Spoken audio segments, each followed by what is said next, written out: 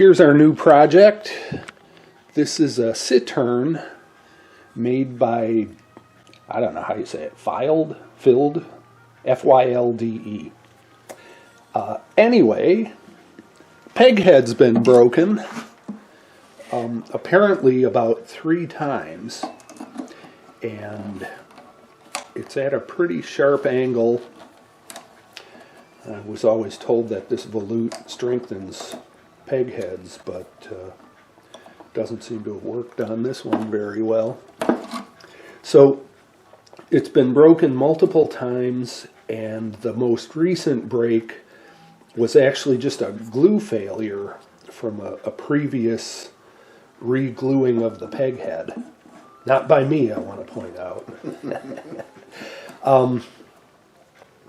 There's really just not enough wood here. One way of repairing this would be to glue it back together and then cut notches and put in wooden splines and shape them to the profile of the neck. But there's just not enough wood here. No, and I don't think that if you put splines in the back, that it would just be enough to keep it from rotating, right? Exactly. So after discussing with the owner, the best solution seems to be to build a new neck. So that's what we're going to do. I talked to the people at the company and determined that there's a dovetail joint holding the neck to the body. So what we're going to do first is remove the fretboard to visualize that joint and then steam it free. The new neck, instead of being one piece of mahogany, is going to be a laminate with 2 pieces of mahogany and probably a rosewood strip running up the middle.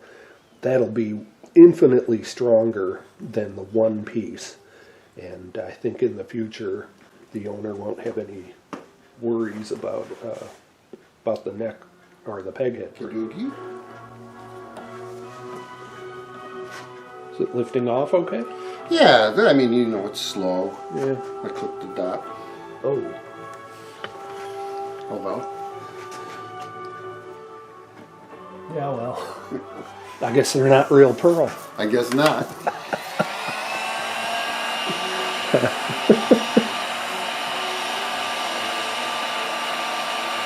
You just can't get good help these days. My thoughts exactly. It's down to getting the fretboard off over the body, so we have a little heating blanket for that. We don't want to point the heat gun at that and ruin the finish. Every one of the fretboard dots has been torched. They appear to have been made out of celluloid, because I saw one of them go up in flames. We tried heating the neck for over an hour and just couldn't get it to start separating from the body.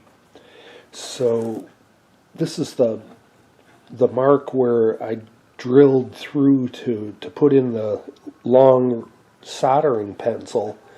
That's all that is. But since we were throwing away the neck anyway, and we couldn't get it to move, we just cut it off at the bandsaw and then scraped away a little bit of residue, and so now this is the head block, and we'll make a new mortise and tenon joint. I'm still not quite clear how that neck was originally joined, whether it was just a butt joint or if there is some mortise and tenon, but there's no evidence of it in here. But anyway, when the new neck goes on, it'll have a mortise and tenon joint. Well, here we are. We finally got the neck off by cutting it, and came to realize that the original joint was what they call a rub joint, where just the 2 surfaces were glued together. It was impressively strong. Makes me think I should try that. But what we're going to do to make the joint for the new neck is a mortise and tenon, the way I do it on pretty much all of my instruments.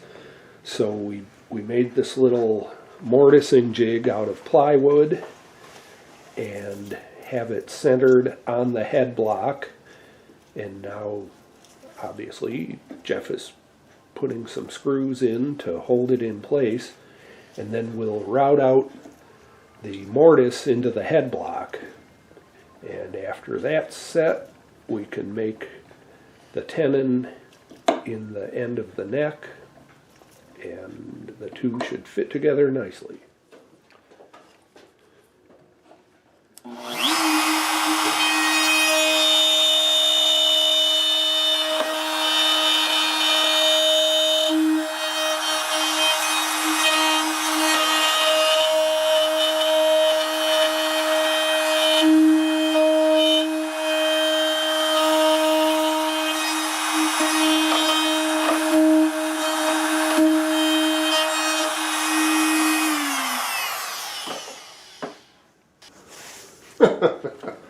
It's gonna work. It is.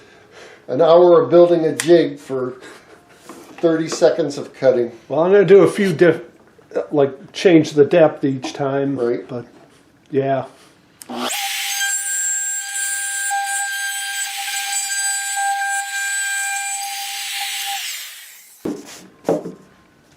Can you see that? There's still a little hole in there. It must have something to do with how they aligned the neck. Mm-hmm. Maybe it's a dowel. Could be. Could be. That's almost there. Probably one more pass. I like to get these about 3/4 of an inch. And there is the finished mortise. We'll take the instrument out of the vise, and we're done with this part of it for now, and it's time to start working on the neck.